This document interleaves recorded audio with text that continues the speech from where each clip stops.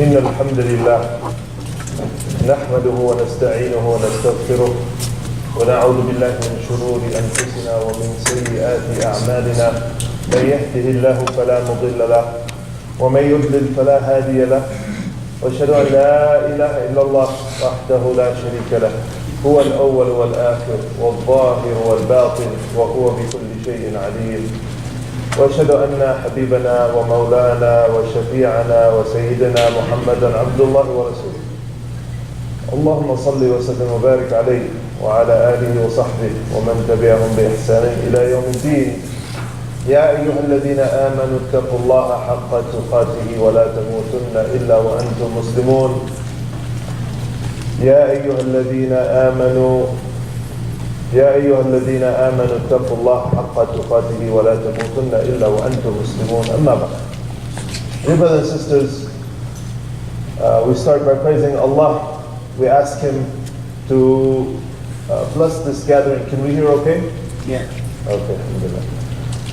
We ask Him to bless this gathering and to always keep us on the straight path. We ask Allah Azza wa Jal to send His peace and blessings upon our beloved Prophet, the last and final Prophet, the last messenger to all of mankind, Muhammad ibn Abdullah sallallahu alayhi wa sallam. Dear brothers and sisters, there is a saying in Arabic, they say that al-udru aqbahu min al-dhanb. Say that the excuse is worse than the wrong that was done or the sin that was committed. So sometimes, do something, maybe you're late somewhere, and then you make an excuse as to why you were late. Right? Being late was bad enough, but then you make an excuse to cover it up. It may not be true. Right? Then that becomes even worse than the original wrong that you did. Right? It's a very light example, but you can take that in many spheres of life. Somebody does something, and then they make some sort of lie to cover that up, and that lie actually is, something more weighty than the original thing that was done wrong. And so part of this is human nature. Part of this is human nature to try to justify, our shortcomings, to try to explain away things that we don't do right with other people because we don't want to be seen in a bad light and so on and so forth.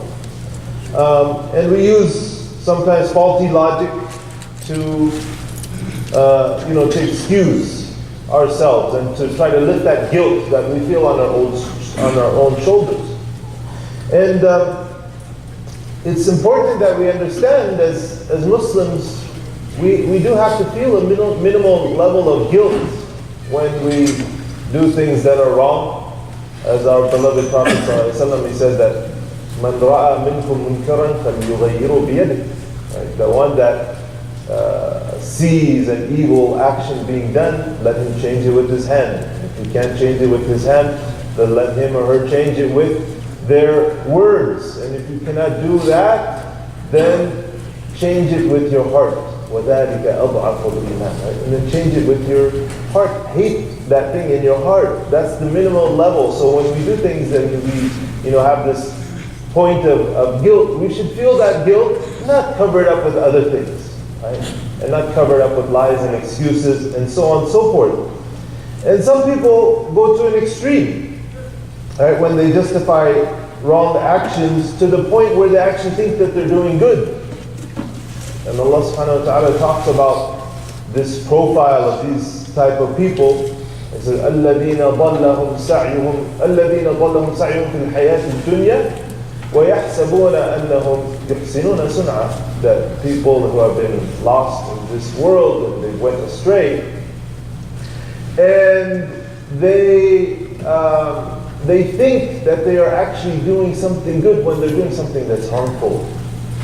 They've ran over these ideas in their head to the point where they've justified, to the point where they're actually making the wrong that they do right in their mind. Allah subhanahu wa ta'ala describes it elsewhere in Surah Al-Baqarah. وَإِذَا قِيلَ لَهُمْ لَا تُفْسِدُوا فِي الْأَرْضِ قالوا إنما نحن مصلحون ألا إنهم هم المفسدون ولكن لا يشعرون. Right? That when it's said to them, don't spread corruption in the earth, right? Don't do things that are wrong. And they say, no, no, we're actually fixing things. We're making things better. Right? It reminds me of certain people in leadership in the world today. They tell them, what are you doing, man? You're doing things wrong. You're spreading corruption. And they say, no, no, we're making things better. And Allah says about them, in fact, those people are those who are indeed spreading corruption, but yet they don't know it, they don't feel it. Why? Because they've covered that, reality up in their heart.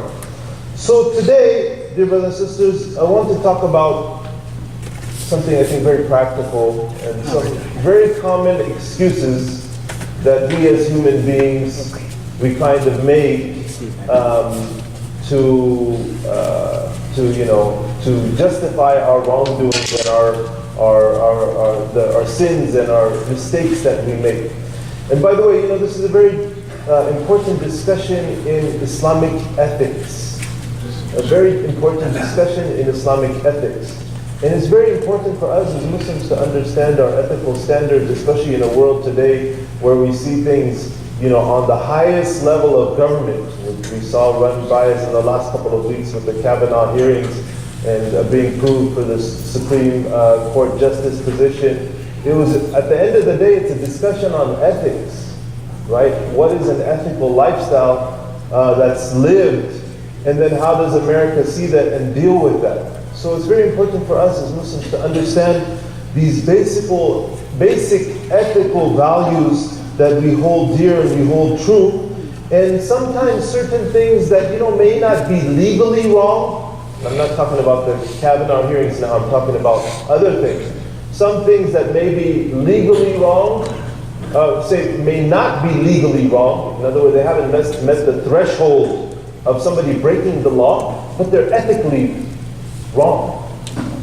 So there are things that people do all the time in their life that are not of good ethical practice, but yet maybe they're not breaking laws. But as Muslims, we have a very high standard.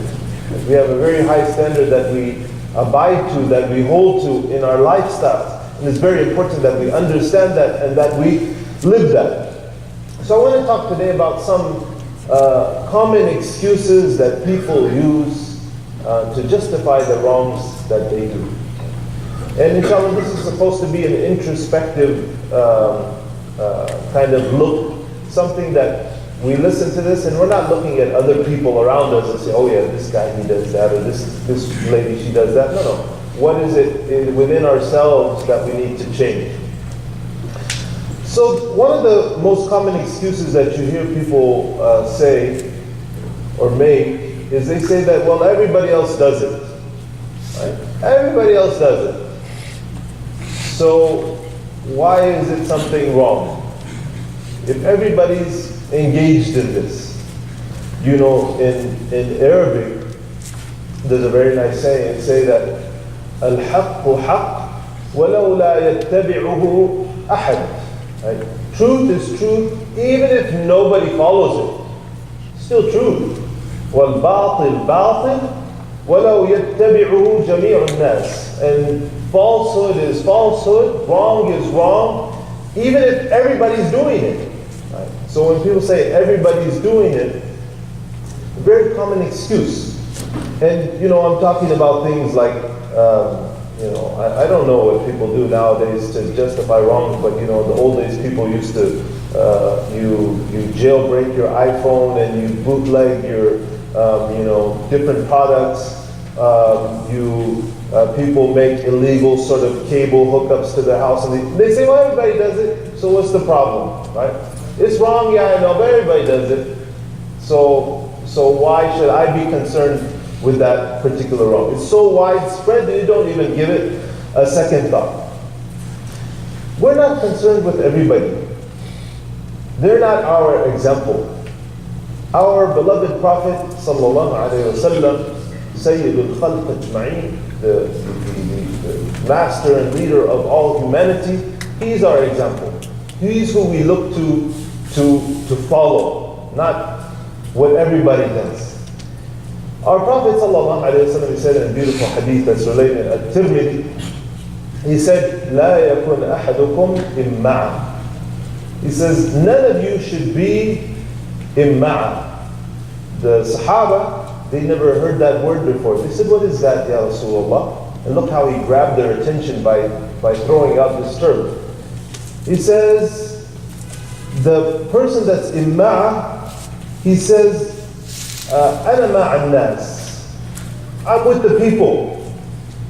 إن أحسن الناس أحسنت وإن أساءوا أسأت. If people do good, I'll do good. If people do wrong, I'm with them. Right? People who don't think for themselves. They go with the flow wherever, wherever the wind takes them on that particular day, whatever trend is taking place in society, they along with it. They don't even give it a second thought.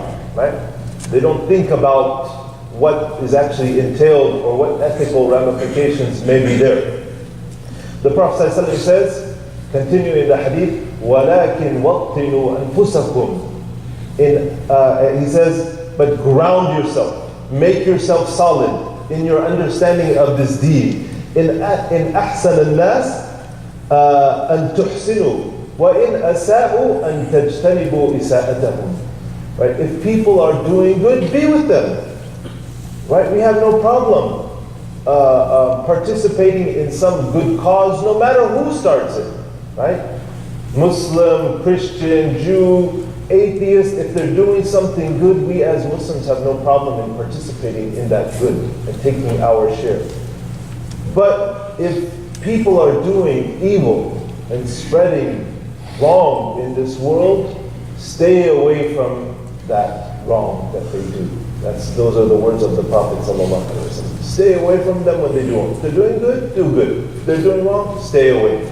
That's the way we interact with trends, and like the ethical or the moral decay that we see taking place in front of us in society. We don't just go along with it. If there's something good, we're fine. If not, then we're not. And by the way, when you think about it, when they say everybody does it, who are these people that we call everybody? How does Allah subhanahu wa ta'ala describe these people? Most people. You say, almost everybody's doing it. Allah subhanahu wa ta'ala, His words are very strong when it talks about most people. So Allah subhanahu wa ta'ala says, for example, وَأَكْثَرُهُمُ الْفَاسِقُونَ. But most of them, most people are corrupt. Most people have deviancy within them. Right? So is that who we want to be? Allah subhanahu wa ta'ala says, وَأَكْثَرُهُمْ لِلْحَقِّ كَارِهُونَ. And most of them, as regards to the truth, they despise it. They don't want to deal with it. They want to do what they want to do. Right? Allah subhanahu wa ta'ala says, بَلْ أَكْثَرُهُمْ لَا يَعْقِلُونَ. Most people, they don't use that God-given faculty of intellect to, determine their life course. So when we say everybody does it, look at the reality of who most people really are and how Allah describes them, and that's definitely not a path for us. A second common excuse that people use in their life to justify wrong things that they do is they say that, the system is unfair. The whole system, the way it's set up, is unfair. So I cheat on my taxes because the system is unfair. And I'm going to take my right, because I'm being wronged as a whole. Or people say that, I collect a welfare check, and Muslims do this, believe me, even though they're earning sometimes six-figure salaries, and they say, well, the system is unfair, the system is corrupt, so I'm going to take my share. Right? They do this, they do that, justifying it by saying that, well, ultimately the politicians and whoever, the government officials and the different aid, they're all corrupt. So why should I be held responsible, and why should I not take my rights? Well, the question is, well, since when did two wrongs make a right? Something else is wrong, and then we're going to do something else wrong to get our right? That's not how it works. Right? And especially for us as Muslims, that's a universal principle. But for us as Muslims, we hold a higher standard. And besides, who said that life is fair? Who said that every single thing in life is going to be fair and for us, no matter what? Everything is going to come out in our favor. Who said everything should go your way? Life at the end of the day is nothing but a challenge of ups and downs, sometimes being put in a corner, sometimes you're on the right, but it makes everybody looks at you like you're in the wrong. That's life. Human beings are only tend to only be content when things are going their way. But when things are not going their way, they'll try to squirm around and use different methods to take their rights, right? To take somebody else's right, in fact, but they're justifying it. Well, I'm being done wrong, so I'm gonna take my right. Allah subhanahu wa ta'ala says in Surah Al-Fajr, describes this nature of man. When he says, فَأَمَّا الْإِنسَانُ إِذَا مَا بَتَلَاهُ رَبُّهُ فَأَكْرَمَهُ وَنَعَمَهُ فَيَقُولُ رَبِّي أَكْرَمَنِ. And the human being, when he's tried by his Lord, and he says that my Lord has honored me, has given me blessings, and made my life good, then he says, I've been honored, right? فَيَقُولُ رَبِّي أَكْرَمَنِ. That my Lord has honored me, has dignified me, has given me good. But when the opposite happens, وَأَمَّا إِذَا مَا بَتَلَاهُ فَقَدَرَ عَلَيْهِ رِزْقَهُ فَيَقُولُ رَبِّي أَهَانَنِ. Right? When a person now is tested and their means, their sustenance, their rizq is now constricted, they don't have the funds they used to have, lost their job, maybe somebody got demoted or working less or whatever it is. They don't have what they used to have. And they say, my Lord has disgraced me, humiliated me. So, and then they use that as a justification to do other things that are wrong.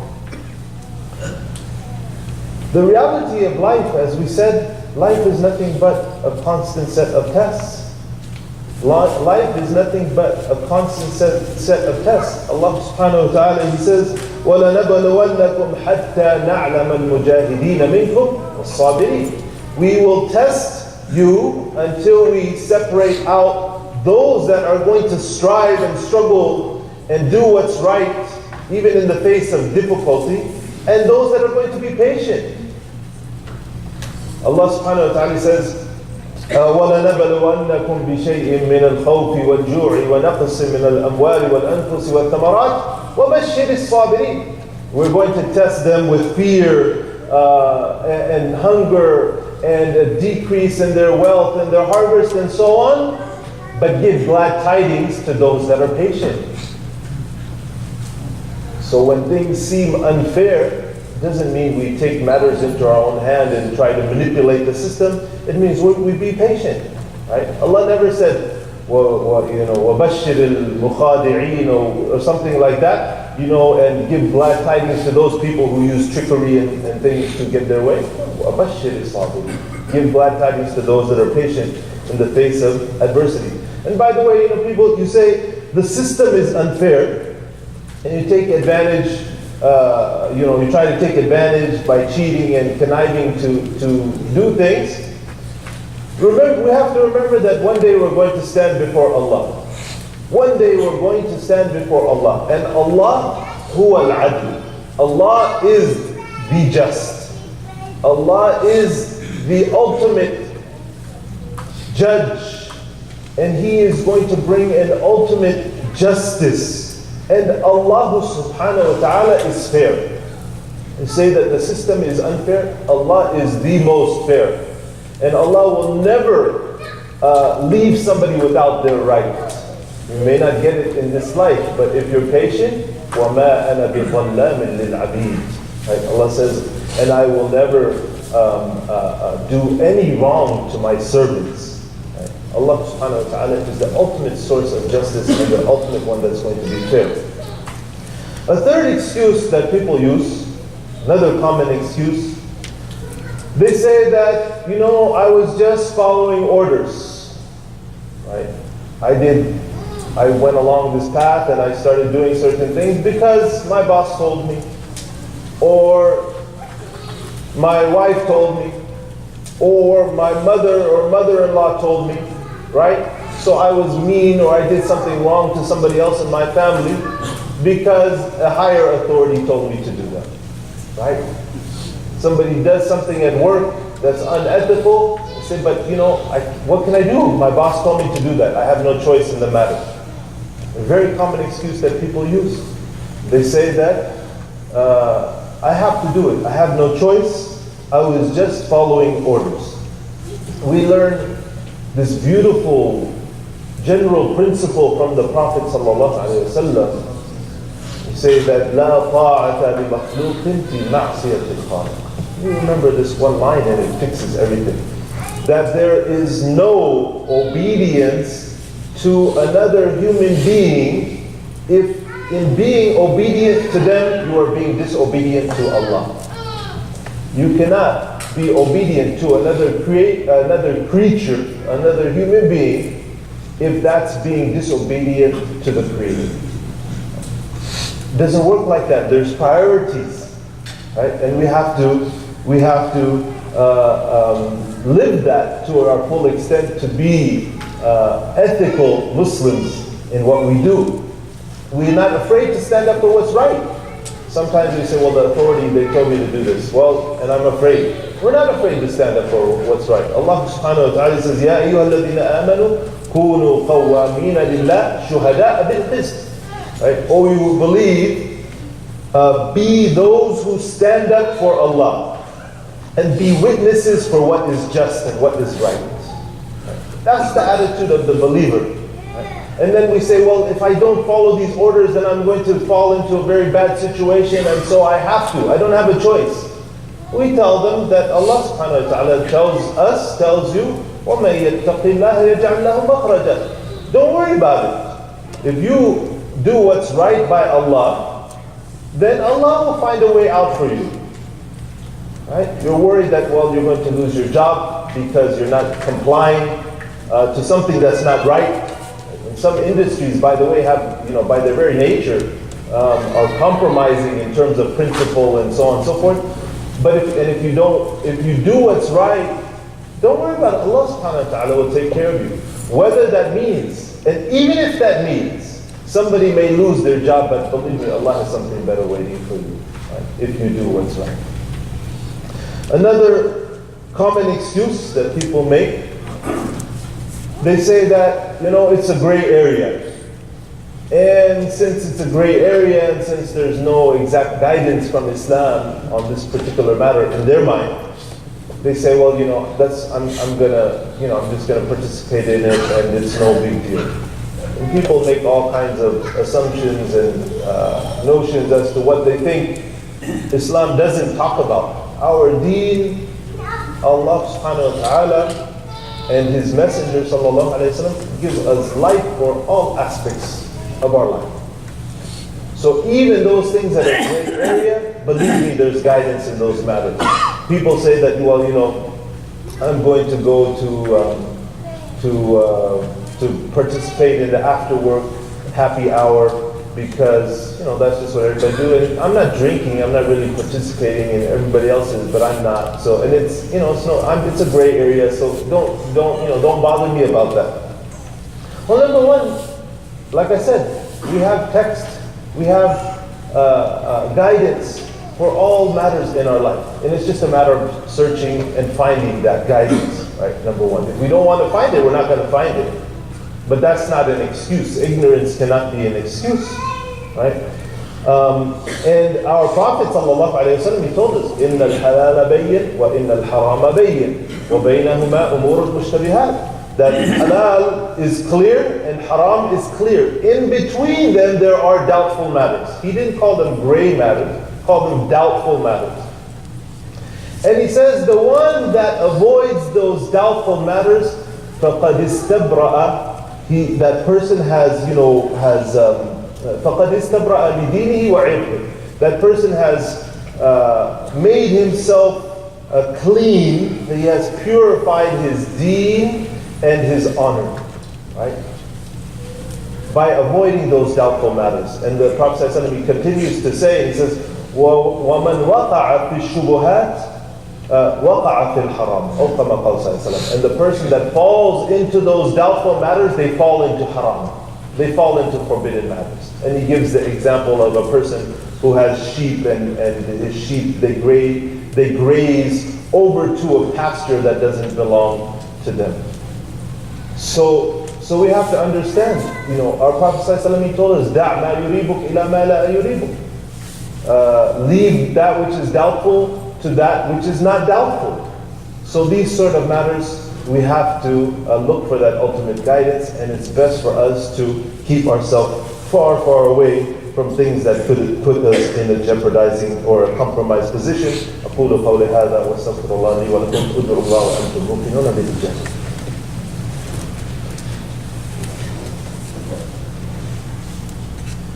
بسم الله الرحمن الرحيم. الحمد لله والصلاة والسلام على رسول الله وبعد. Dear brothers and sisters,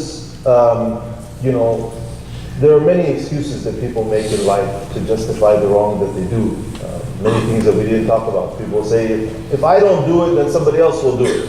Right? That's the kind of logic of drug dealers, or even people that own liquor stores. Oh, they're going to get that anyways. And believe me, Muslims are unfortunately like one of the number one owners of liquor stores. They say, oh, if they don't buy it from me, they're going to buy it from somebody else. Anyway, if I don't do it, somebody else will do it. Doesn't make it right. They say that, well, that's the way it's always been done. It's always been done like that. Regardless of looking at, in some cultures, women, they wear hijab their whole life, but then on the day of their wedding, they take it off because, well, that's how it's always been done. This is one time. And that's how it's done in our culture. So people come up with all these sorts of excuses. But there is one main principle that if we abide by it, it can help us, pass by all of these unethical sort of dilemmas that we may find ourselves in life. If we stick firm to it, right, it will allow us to live a life where we are ethical in our words, in our actions, and people will see us different as the rest, as we are supposed to be seen as Muslims, where we don't, like we said in the beginning, go with the flow and do what everybody does, but we have our own standards that we abide by. And that is the principle of truthfulness, of being a person of sidq. Our Prophet ﷺ, before he was a prophet, he was called As-Sadiq al-Amin. He was called the one that was truthful and that was trustworthy. Right? And that's what distinguished him from people. He had that quality before Islam. Our Prophet ﷺ, one time he was asked, he says, the person asked, can a Muslim be a coward? And the Prophet ﷺ, he says, yes. It's not a good quality, but it's possible. That's a human trait, and it shows up within Muslims. The person asked, can a Muslim be someone who's bakhil, somebody who's cheap, right? Cheapskate, miserly. The Prophet ﷺ says, yes, it's possible. The person asks, can a Muslim be a liar? The Prophet ﷺ says, no way. That those two qualities, there's no way they can mix with each other. Right? So this quality of being somebody who's truthful, who does what's right all the time. I mean, this is what we tell our kids, right? Even when they do something wrong, we say, look, I care less about the wrong that you do, and I care more than I care about you telling me the truth. Just tell me the truth. Even if you do what's wrong, tell me the truth. And the truth will always be the best road. It's always the high road. And when I say the truth, I'm not just talking about the words we say, but the actions that we live. Right? The actions that we do every day in life.